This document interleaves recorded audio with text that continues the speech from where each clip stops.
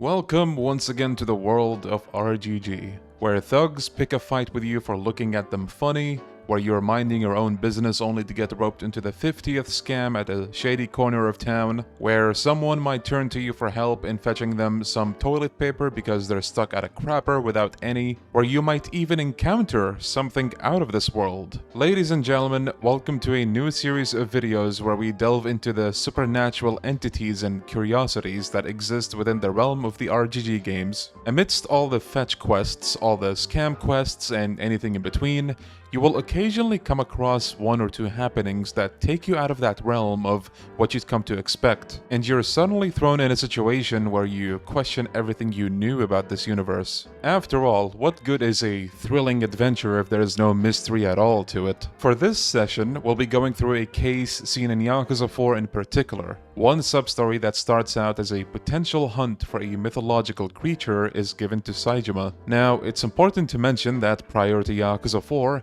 we did have cases of false alarms. The haunted coin locker in Yakuza 3 comes to mind, where an audio player emitting eerie noise was placed in one of the lockers to scare people away, and we come to find out that it was all a setup by a bunch of thugs. So a hunt for a creature of mythology seems like it will very likely just end in a similar fashion where there is a logical explanation to it. So let's delve into this Yakuza 4 sub-story, titled Green Shadow.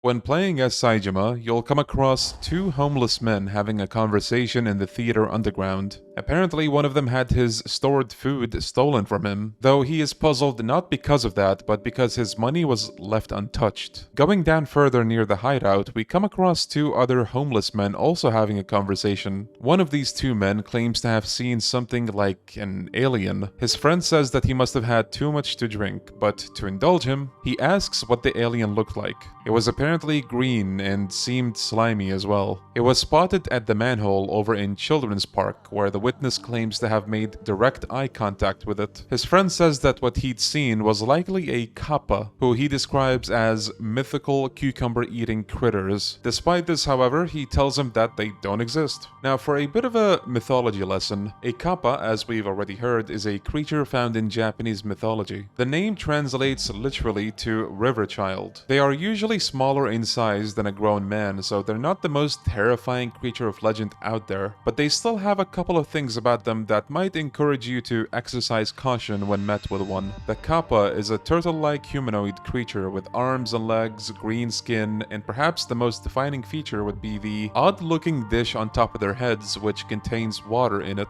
Apparently, if that part of them is harmed or if the water in there is lost, it could bring them a lot of harm in turn, where it may weaken them and even may have them lose their powers and eventually die. These creatures happen to have a love for cucumbers in particular. They're also known to be creatures of mischief rather than an almighty monster-like figure. But make no mistake, these critters are still capable of a thing or two that you may want to look out for. But we'll get to more details later.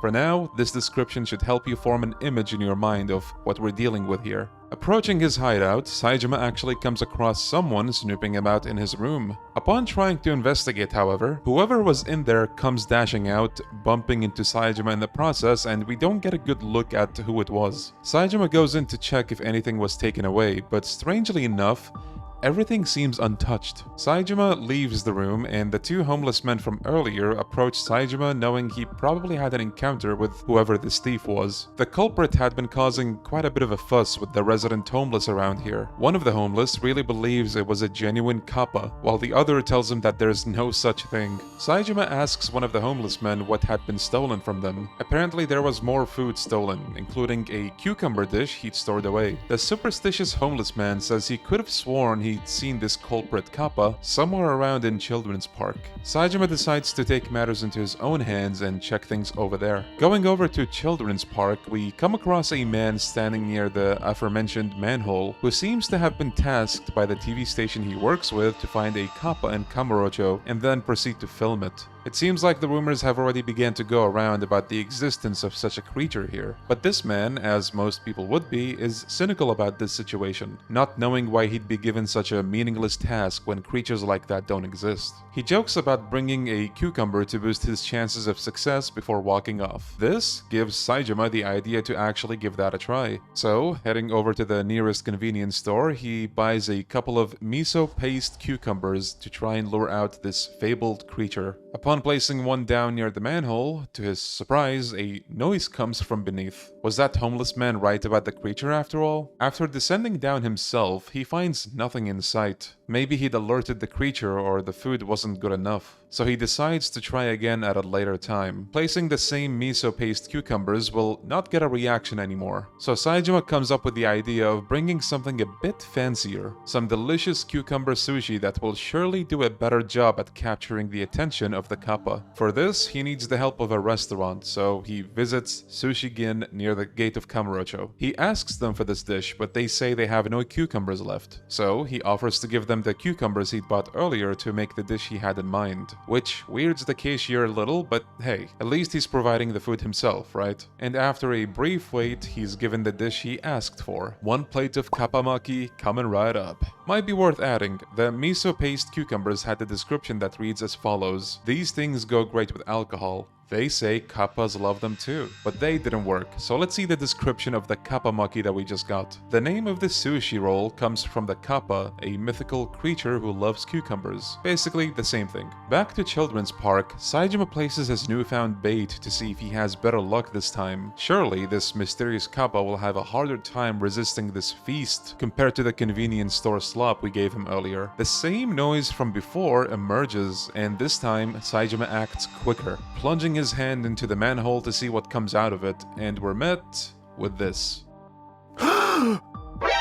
Now, of course, Saejima gives chase to the costume-clad man to see what's up with him and to clear any questions he's had with what's been happening near his hideout. Upon capturing him, the man says he works for a production company that's contracted to a television station, and they were tasked with making a documentary that goes on a hunt for a Kappa in Kamurocho, with an allegedly famous explorer figure doing the hunt. So it was all just a fancy prank that was being made for TV. Saejima understandably feels fed up and decides to just call it there for the investigation. But before he walks away, he asks the guy just one thing. Was he the one who infiltrated his room down under the theater? The man says that he never went anywhere near there. He only stuck to the underground mall and below Children's Park. Saejima doesn't think much of it, so these two bid each other farewell and walk away. And then we get the cutscene of the hour.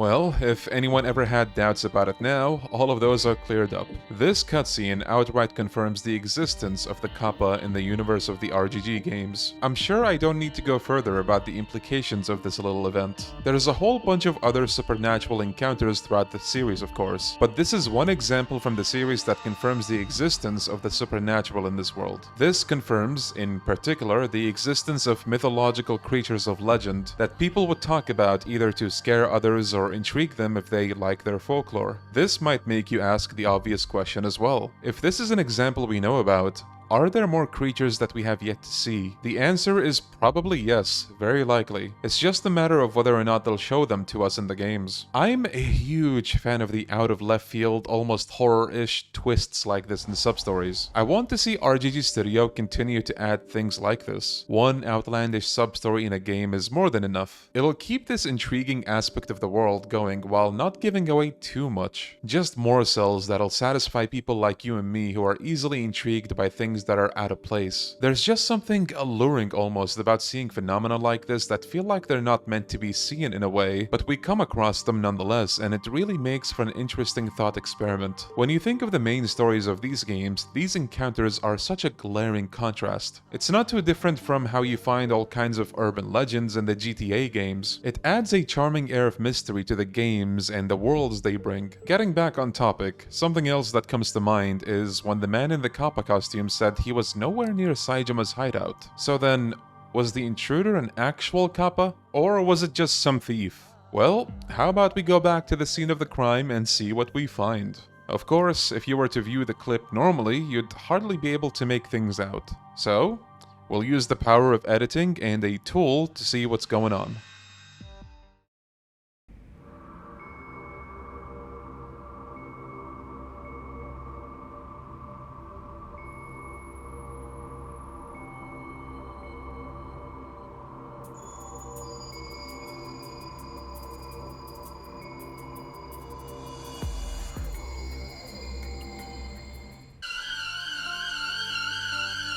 What the actual heck? When I went into the game to record this, I fully expected to see this, like the Kappa just chilling to the side waiting for his turn to run, but just seeing the scene laid out in front of me still creeped me out a little. Look at these eyes! So, not only do we now know the answer for sure, but RGG Studio themselves also stuck true to the tale. Saejima does encounter a real Kappa in his hideout after all, but because it was too quick, he didn't even get a glimpse at it. So, we explained everything there is to explain about the encounter with the Kappa. Now let's continue actually talking about the creature itself and delve into its background so we get to know more about it. Perhaps there is significance to this encounter, or maybe there isn't. So, in addition to what we mentioned earlier, there's just a lot of really weird facts about the Kappas, and to be honest, I'm not sure where to start. Let's begin with the least weird things. These creatures like to roam the sea. They can walk on land, but they're most comfortable with the sea. Even though they're into some very weird things, which we'll get into later, they actually can befriend humans and even other mythological creatures, or yokai as they're known in Japanese mythology. It is said that they can do a whole bunch of things for you if befriended, like catching fish for you, which is said to be blessed and is considered good fortune for the receivers. There are tales of them befriending lonely children and even saving friendly humans from drowning. Now unfortunately, the list of negatives far outweigh the good stuff, so let's get into the bad part about them. One of the weirdest things about them is that they possess 3 anuses for whatever reason, and so, of course, one of the ways they love to cause mischief if they're feeling like it is to just fart loudly. I assure you I'm not making this up. And believe me, this is the least of their crimes. It is also said that if they spot a human or an animal swimming, they might drown them. They are capable of kidnapping children and even sexually assaulting women. They're also no strangers to eating human flesh. But the weird thing is, they have a heightened fixation on anuses because, of course, whoever made these creatures gave them 3 of those things after all. They will sometimes drain a victim's blood or harvest and eat their liver using the victim's, you guessed it, anus. And to do some real-life correlation as well, there are some signs and areas in Japan that warn children not to trespass certain areas or else they'd suffer the wrath of kappas. And you know, because of the horrifying list of things that we just listed, of what they actually can do to someone, I'm sure they're probably effective and actually do their job at keeping children away. So now, did the kappa want to eat Saijima's booty or did he just want to make a friend? I don't know. I mean, from what little we've seen, it didn't seem like the kappa wanted to harm Saejima in the cutscene. If anything, I feel like RGG Studio was going for a bit of a cutesy kind of take on the creature. So if I had to guess, I'm gonna go with he wanted to befriend Saejima because he's just that cool guy. And there you have it. That was the story of the Kappa in Yakuza 4, as well as a bit of a real-life folkloric history lesson regarding the creature. What do you guys think of this sub-story? What do you think of the Kappas? If you think they're anything but weird, you're wrong. But this was a super fun video to make. I want to make more of these because I love horror-themed videos myself, and I hope you enjoy this video. Do you like supernatural/horror-themed sub-stories in Yakuza that are presented in an air of intrigue? Go ahead and discuss down in the comments. Show your love for these kinds of sub-stories, and maybe we'll get more of them, you never know. Also, I would like to see what you guys think of this new series. I think there's quite a bit of potential here, and I want to make the most of it. That's all for this video. I hope it's not too much to ask to leave a like and maybe subscribe,